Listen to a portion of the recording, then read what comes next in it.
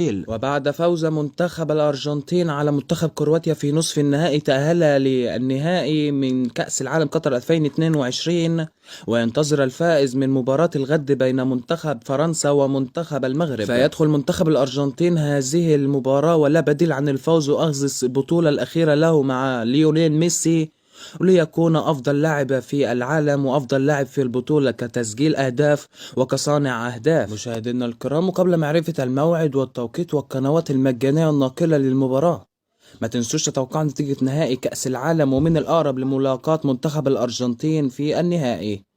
وتلعب المباراة على ملعب استاد لوسيل في قطر، وسوف تنطلق سفرة بداية المباراة في تمام الساعة 4 مساء بتوقيت تونس والجزائر والمغرب، 5 مساء بتوقيت مصر وليبيا والسودان والأردن وفلسطين ولبنان، 6 مساء بتوقيت السعودية والكويت وقطر والعراق وسوريا.